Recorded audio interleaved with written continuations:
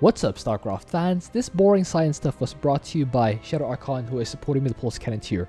Pulse Cannon tier supporters or higher are guaranteed 1 video redemption per month. This month, he requested that I do a game on Dead of Night with the question, what is the least number of oil spills that Blaze needs to use to clear the entire map on his own? So actually, let me put the question on here so you can see the entire parameters. So I have to use Blaze's oil spill to chain reaction the fire on the entire map. So for those who aren't familiar, Dead of Night, of course, is the map where we have to clear out 151 enemy infested structures, and the structures are idle during the day and they spawn infested that attack our base during the night. So we have to use Blaze, and Blaze is one of Tychus's outlaws. Blaze in particular has oil spill, which will allow Blaze with an upgrade to spread fire to other enemy units. If Blaze is able to throw the oil spill on one target and destroy the target, all the enemies nearby will also be set on fire, and when they die, the fire will also spread to other nearby units. And theoretically, you can chain the fire with the small infested, just killing them one at a time using the chain of reaction of the fire, and eventually it will reach all the way back. Remember, the buildings spawn infested at night, so as long as they keep spawning infested, I can chain the train of infested all the way to the base, and that will set the base on fire. Theoretically speaking, at least. So I can use any prestige, but he recommends Lone Wolf. That is a good choice. I am allowed to add any mutators that might help, such as Alien Incubation, Walking Infested, and Diffusion. I will add Alien Incubation and Walking Infested. Alien Incubation, all enemies spawn doodlings upon death, and Walking Infested, all enemies spawn infested civilians upon death. So I can have anyone helping with the defense. I will have a Rainer with the defense for 2 reasons. Number 1, he has siege tanks. Number 2, he has mules. If I have a Rainer who leaves the game at the start, I can get his mules, which will fuel Tychus upgrades. Remember, Tychus upgrades are expensive, so with the mule economy that I'll be generating from Rainer's mules, or extra minerals I'll be generating from Rainer's mules, I'll be able to afford all those upgrades early. So let's head into the game right away. We are on Maguro map, so I can select the enemy composition, the special infested, and the Nidus or Stank. So enemies Zerg, so that is going to be fine. And again, I'm playing as Tychus Lone Wolf, and my ally is Rainer, no prestige. I spawn here on the southeast as Tychus Lone Wolf. I use the share command so I can actually make use of my ally as well. You can see I am producing SCVs out of his base, and with the extra minerals afforded, I'll be able to actually afford an early command center by using the shared minerals of Tychus and Rainer. Speaking of, the shared command is a little wonky on the Maguro map. You can see here I have 145 but I actually have a lot more. It doesn't show me my allies' stockpiled mineral bank. You can see with only 200 minerals on my side and 200 minerals on my ally side, I'm able to afford a command center out here. So I also start a depot so I can continuously produce SCVs for Rainer. So the early game is all about just making more workers so I can harvest more money, so I can buy more stuff. It's all about economy. That's what the economy is all about. I start the barracks here. The barracks will unlock the ability to upgrade the command center to an orbital command. The orbital command will allow me to drop mules and scan, so I can get more money and or see infested enemies or cloaked enemies. I have 2 refineries over here, so I can get enough gas to start my upgrades. Engineering base started right here. I lifted my barracks, landed it here. Once my command center completes, I will use a little trick, and that trick is loading the SCV in the unupgraded command center. Remember, the upgraded command center cannot load units. The unupgraded command center can. So if you want to do this trick, make sure you don't upgrade the command center. You load the SCV, you float over to this high ground here, drop the SCV, make the SCV put down a depot, load it back, unload. So what this does is it creates a mini wall up here. If you put down a depot at this top edge of the high ground, that will prevent hunterlings from hopping up here. As you know, hunterlings, the annoying special infested, they will hop up cliffs into player 2's base and be very annoying. So to counteract that, I just put down a depot over here and that will block all the enemies. You can take my word on that. Meanwhile, I have another command center making over here. The command center will of course allow me to have even more mules and of course more SCV production. You heard that sound, the gargling high-pitched sound that signals that we will have the hunterlings on the way. Bunker is in place. That will allow me to actually defend this spot in the middle if in case the enemy just decides to bypass Tychus and Sirius.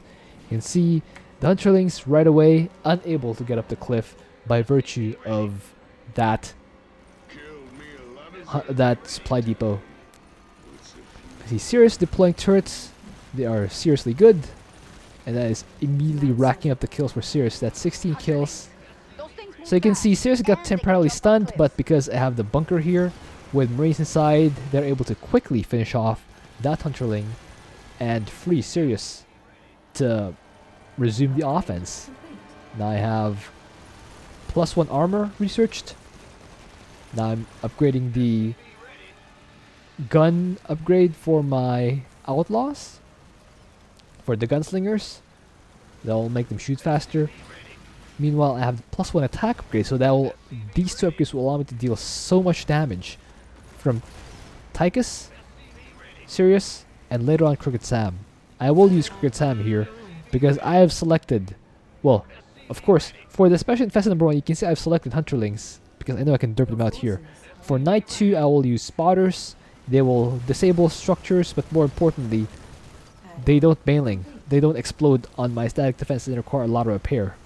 And number 3, they're not chokers. Chokers are extremely annoying for Tychus and company to deal with. I'd rather not deal with chokers, if at all possible. As Tychus, at least. So, right now, we have siege tanks on the way. Via these two factories. These two factories will allow me to produce more and more siege tanks. These siege tanks immediately providing value. You can see that 5 shots, 5 kills, 6 shots. Oh, that 1 kill gave 2 kills. Nice. The kill count going up right away. That's incredible. Sirius though, he's seriously good. He's already at 280 kills. That's incredible. Tychus is only at... Tychus doesn't have any kills because the enemies just refuse to go this direction. So Tychus is just standing here like, yeah, go team. Armchair general all the way. Meanwhile, Sirius doing seriously good. Pulling some serious weight. And now in 17 seconds you will see another feature of this map with Infested. So the Infested will burn during the day, and since I have early incubation, when the Infested burn up, they will all spawn these dudelings, and they will run toward the nearest base, which is this entrance, and they will just slam into my static defense. Just get completely obliterated. Look at that. That's beautiful. You check out the minimap. It looks like a little, well, a little W, a little M. Meanwhile, Night 2, the enemy will attack from this northeast entrance as well as the southwest entrance. So I'm shoring up this side as well. I've decided to build another command center over here so I can help wall up this area with 5 spots of wall or 5 boxes of wall, and of course provide more mules and scans. You can see a lot of mules here, all harvesting minerals. Each trip of this mule is 30 minerals. That is a lot. That will allow me to buy a lot of upgrades for Tychus. As you may have heard just now, I did buy a lot of upgrades. More siege tanks on the way. That is virtue of having 4 bases. You can see that SCV got stuck behind this turret, but I just used this command center to pick him up. Another great benefit of having a command center over here nearby. That is very nice. 3 upgrades on the way. Sirius and Tychus and company have 2 upgrades. That means +2 armor, +2 attack. Crooked Sam just chilling out here. He will not be used to fight the Infested. Instead, he will be used to fight the Nidus, which would be the boss I've chosen for this map. The enemy, by the way, is Devouring Scourge. That'll be fairly easy to deal with. Again, the objective of this game is not to test my defensive skills. If it were, I probably wouldn't have made use of all these minerals. But the objective is actually to see the offensive capability of chain reactioning Blaze's fire. So you can see I've not chosen Blaze yet. It's counterintuitive because I don't want to spam the oil spill. In fact, you can see I have a counter over there that counts how many oil spills I've used, because the question is, what is the least number of oil spills that I need to clear out the map? So let's commence night 2. Under the outlaws ready. That is Nux. So I put Tychus where Sirius used to be, and Nux where Tychus used to be. So Nux can do storms here, whereas Tychus can use grenades and stuff. Yeah, just whack that. You can see this SCV just getting ready to repair stuff. This engineering bay already upgrading +2 attack for my infantry. Meanwhile, I have +2 attack and +1 armor upgrading for my siege tanks. That is pretty great. Meanwhile, I have siege tanks on this high ground behind this depot so that they can shoot down everything that comes through this corridor. I will eventually plug this up with static defense as well. Command center. Upgrading to an orbital command. I have another 2 tanks on this high ground, just waiting for enemies to come in and get shot at by tanks. Shoot them down before they become a problem. I did make medevac platforms. My masteries for Tychus are medevac pickup cooldown, the tri-outlaw research improvement so that the upgrades will be better, and of course I have the actually forgot what the last one was. Never mind. I just kind of started that sentence without actually thinking it through. Said I kind of forgot what the third upgrade was. Shredder grenade cooldown for Tychus. That was actually the first one. Yeah, shredder grenade. So Tychus can use more grenades, which he's not using. He has 38 kills so far. Well, 42, but he's already getting overshadowed. Well, not quite yet. But, oh, yeah, 51. Yeah. He's in the process of being overshadowed by Nux, who came out 4th, by the way. Tycho is out as early as 3 minutes. He's only had 42 kills at this point. That's actually 100 fewer than this tank. This one tank has 141 kills. What a champ. What an incredible Shad right there. Meanwhile, these tanks also with several dozen kills. Look at these tanks just farm that kill count. 92, 93, 98. That one shot took out 5 guys. That's incredible.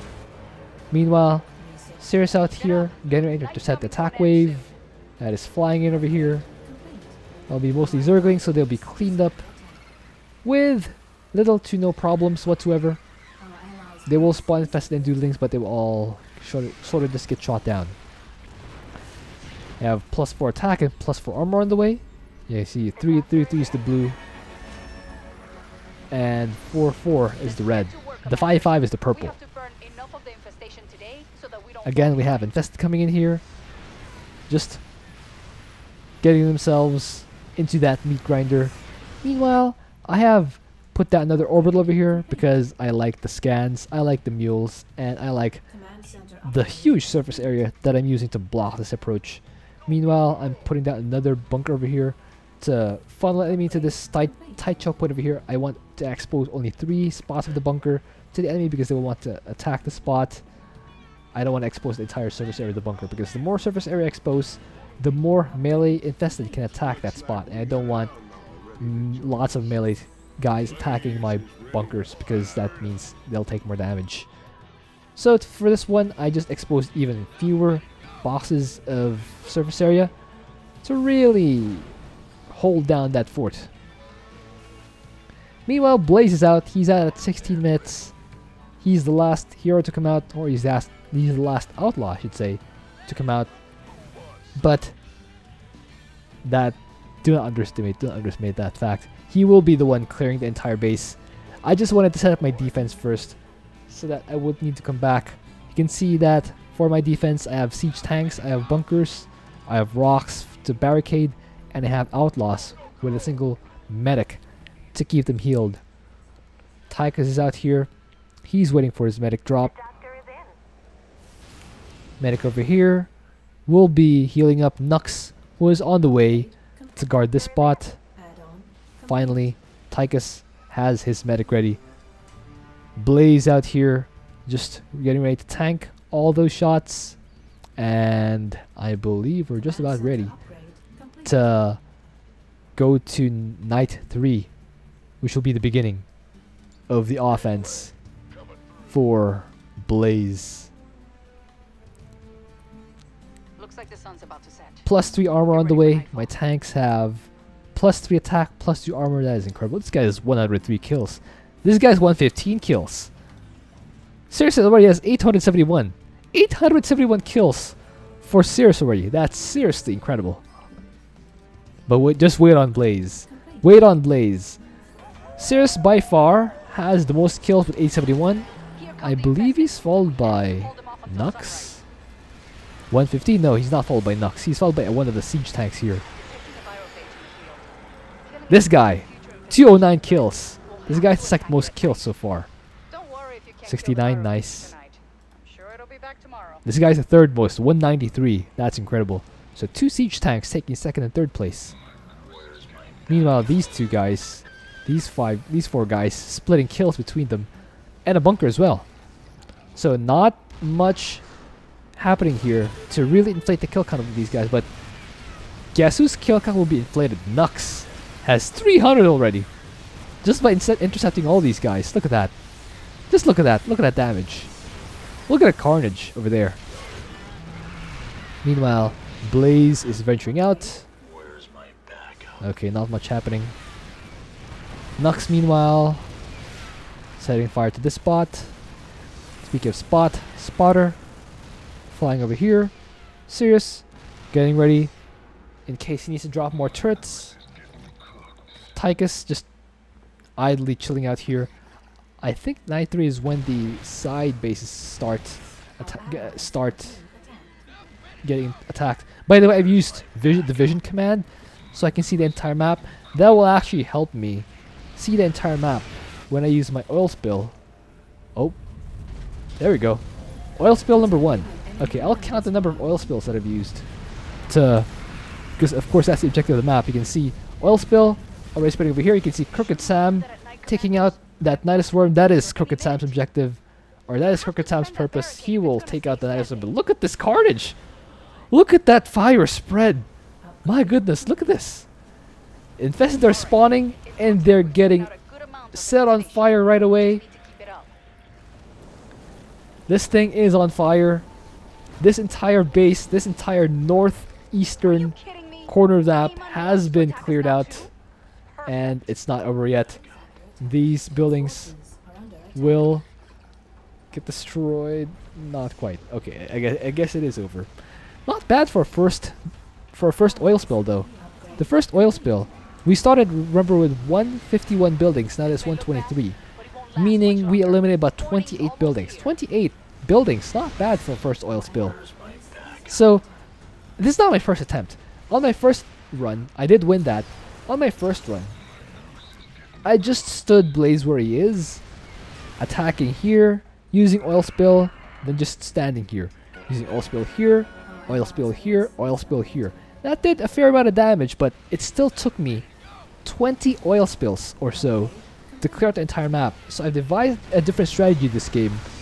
You'll see once I've fast forwarded to night 4.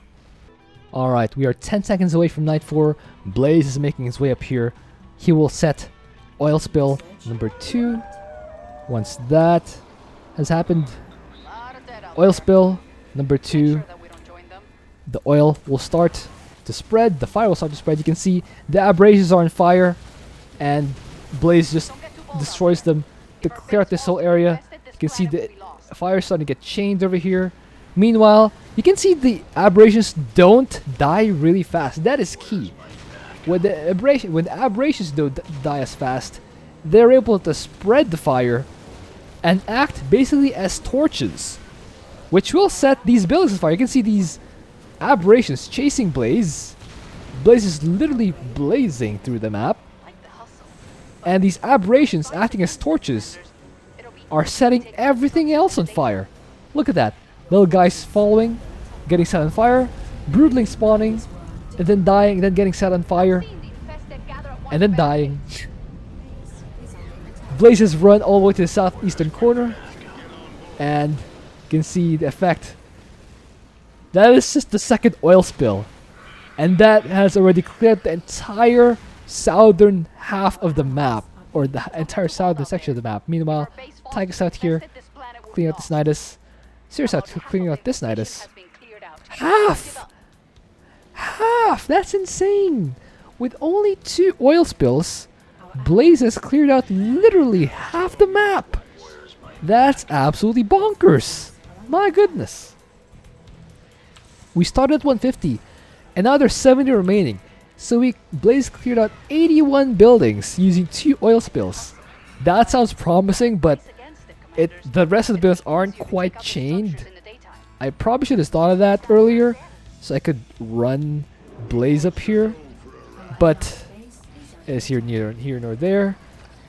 Blaze is here, ready for the 3rd oil spill, and that will make them follow me. Just keep following me, you idiots, and set your friends on fire. Look at that. Look at that. They're just all following and setting everything else on fire. The aberrations are actually the best torches. Look at that. Look at that madness. This entire half, or this entire left side of that has been cleared by a single oil spill, which, by the way, I should update over here. There we go. 3rd oil spill has been used, and we have 55 buildings remaining, which means we cleared out 96 or so. Yeah, 96 buildings using 3 oil spills. Meanwhile, Tychus cleaning out this attack wave by Amon. This medic is dangerously low. Good thing he's able to run back to the safety of Tychus, or rather, Tychus was able to run and provide safe to that medic. Maybe that's what I should have said. Meanwhile, these tanks getting shot at by Mulisks. I will need to get Crooked Sam on here. If it's single target, Crooked Sam is there right for the rescue of the tanks. So yeah, we'll just shuttle away at these Niduses. I think at some point Crooked Sam will clear out these using grenades, but yeah, well, I can't wait for that. Let's skip right to night 5. Alright, we are 7 seconds away from night 5. Blaze is in position for his next sortie into enemy base. That Hunterling had evil intentions, but Blaze has even more evil ones. He runs into this base and then starts setting everything on fire. Look at that chain reaction. These aberrations are actually my best friend. Turns out I didn't even need the Walkie Infested and the alien incubations. What I needed were the aberrations. The aberrations are the ones that are really setting these things on fire. By the way, Blaze has 8,000 kills already, and the previous high, Sirius was only at 1,300. Blaze on his own already has, well, Blaze on his own already has 8,000, which is about 5 times, something crazy like that. 5 times more kills than the next nearest guy. That's insane. Meanwhile, the aberrations continue to act like torches. They are setting all of their friends on fire. I'm trying to get them to follow, but unfortunately, Blaze has too low health, so I have to use another oil spill here. I believe this will be my 5th. I used the 4th one. The 4th one, remember, cleared this entire northwest or northeast half of the map.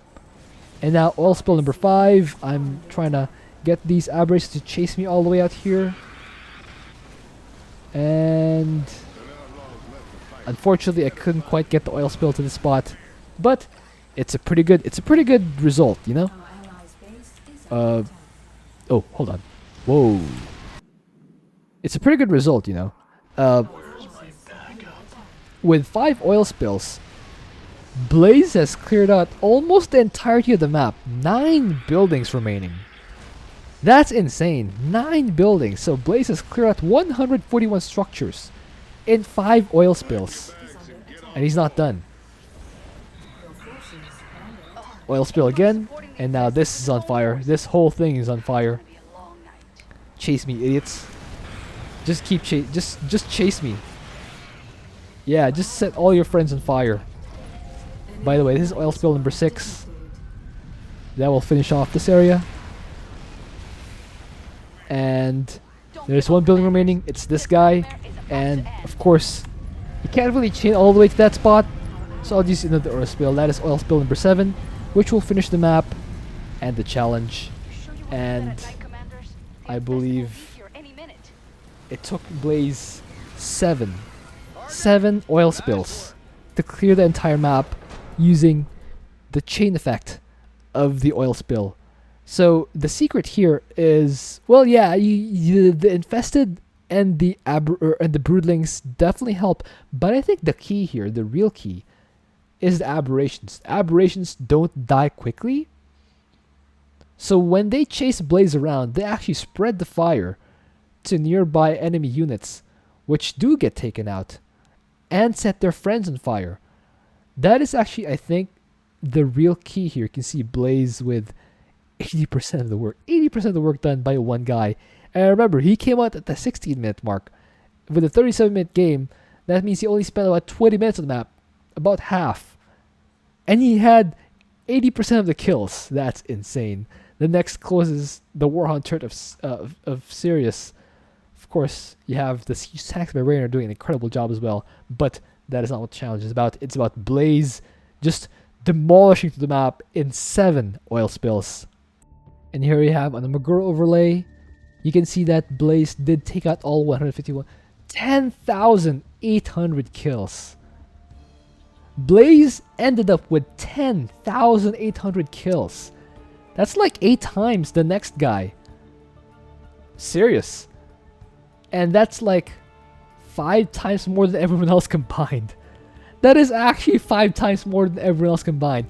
Just sit there and try to comprehend the insanity of what Blaze just did. With the oil spill, he just ran around and the aberration set everything on fire just by following Blaze, and that racked up his kills by the hundreds. My goodness. Hundreds each time, not even thousands each time. That's crazy. Alright, so I guess that's my answer right there. The fewest number of oil spills needed to clear the entire map of Dead of Night is 7. It can probably be better if I start from the closest one, especially on that eastern or that northeastern base. If I start from the far east and then work my way north, that might reduce it. Maybe, who knows, but that's probably someone else's video to make. Hope you enjoyed that. Thank you for watching. If you have an idea of what else you can do, please leave it in the comment. I'll see you guys next time.